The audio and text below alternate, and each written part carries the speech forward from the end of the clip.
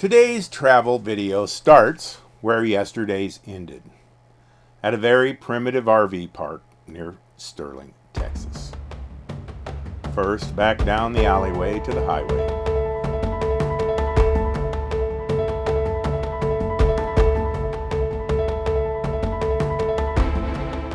Then back through the bustling city of Sterling, Texas.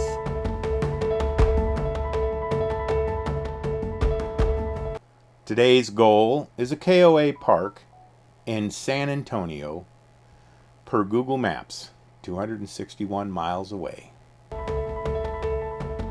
First break in the miles of somewhat boring highway is the city of San Angelo. But for some reason, even though I enter on Highway 87 and will leave town on Highway 87, Google Maps in its infinite wisdom shunts me around town. First to the east about 5 miles, then south on Texas 306, and then back on 87.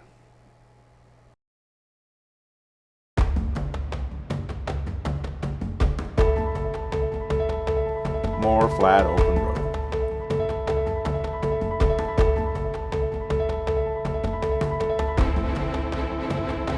Until I enter the outskirts of Eden, Texas. After navigating a little construction, I leave Highway 87 and head due south on Highway 83.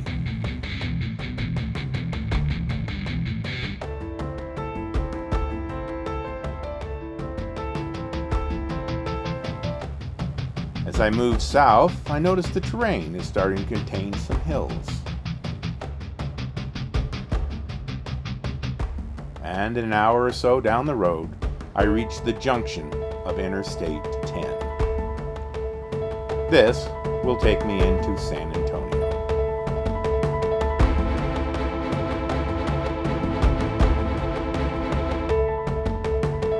The road is winding through a much more hilly area. Still a lot of miles though. So another hour or so down the road, I leave the freeway for gas and a short break.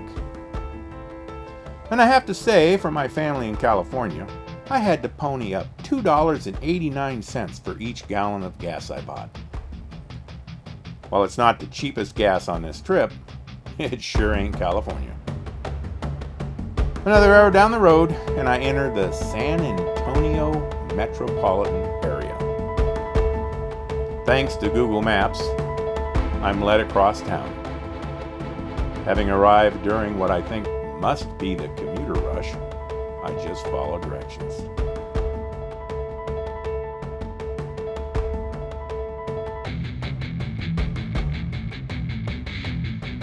Ultimately, leaving whatever freeway I was on, onto a frontage road, a right turn, a quick left. Oops, not that quick.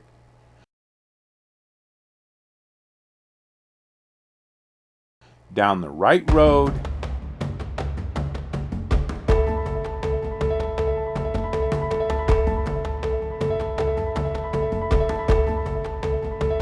And into the KOA camp.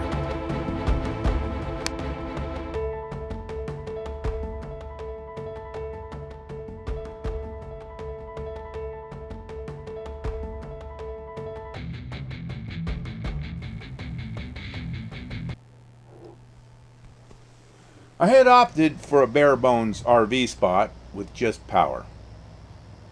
The park is really nice. I was somewhat concerned when I noticed I was partly under a tree, which might adversely affect my Starlink. But since the park says it has Wi-Fi, it might not be an issue. Turned out I ended up using my Starlink because the downlink speed of the KOA camp was much worse. Today's trek would be due south about 300 miles to South Padre Island. In the morning, I disconnected my power cord and stored it.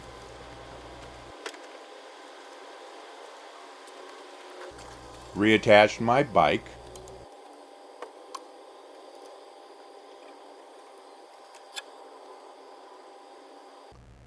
and then navigated out of the park.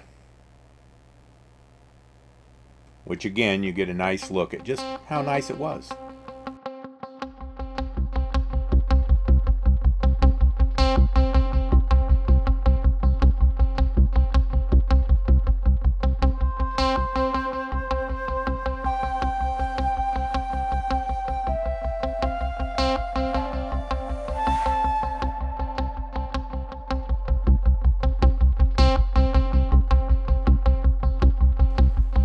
Getting out of town proved a little easier than the previous day's entry, but not without some drama.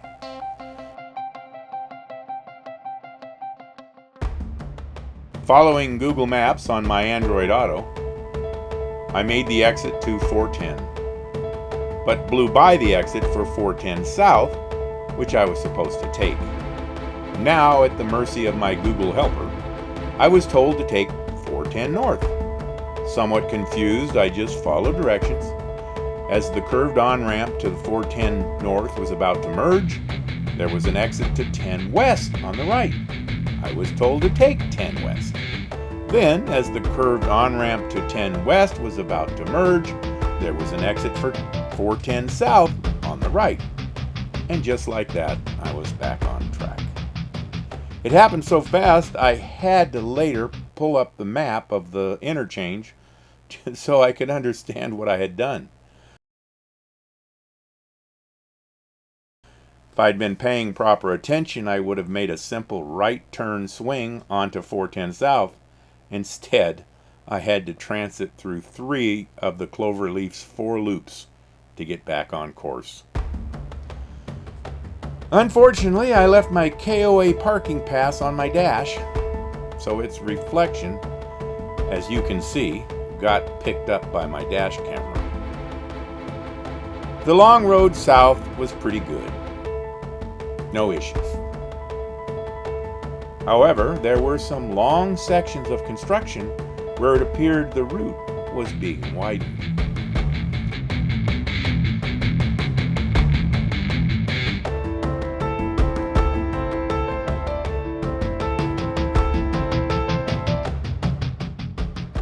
As I entered the Brownsville area, I was directed by my electronic helper to exit to Route 100.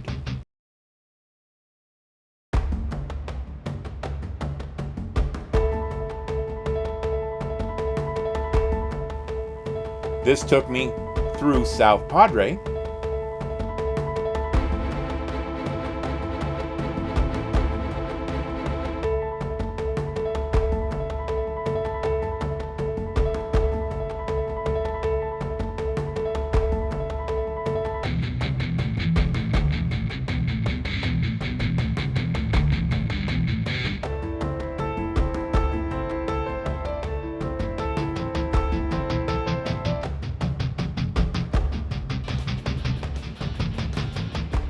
Then after about 5 or 6 miles, I reached a very long bridge. This took me across a respectably wide body of water. Unfortunately, my dash camera does not do justice to the visual feeling you get finding yourself in the middle of the ocean, so to speak.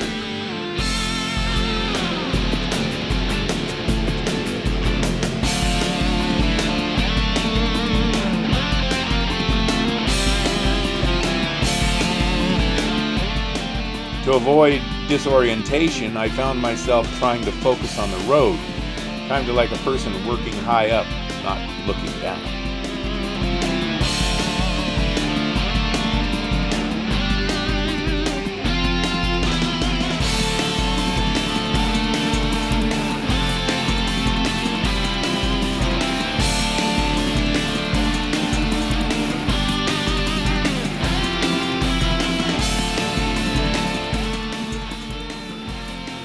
South Padre Island kind of seemed like you entered Florida, palm trees and all. But it is further south than the Kennedy Space Center, so I guess it makes sense. KOA Park was just a quarter mile from the bridge,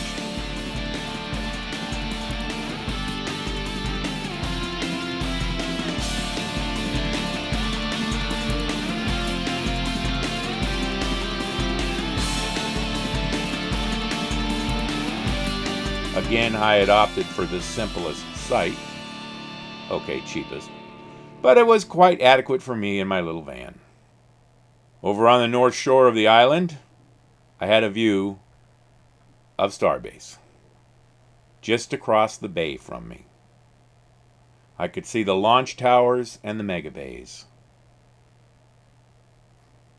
Next video, my Starbase visit.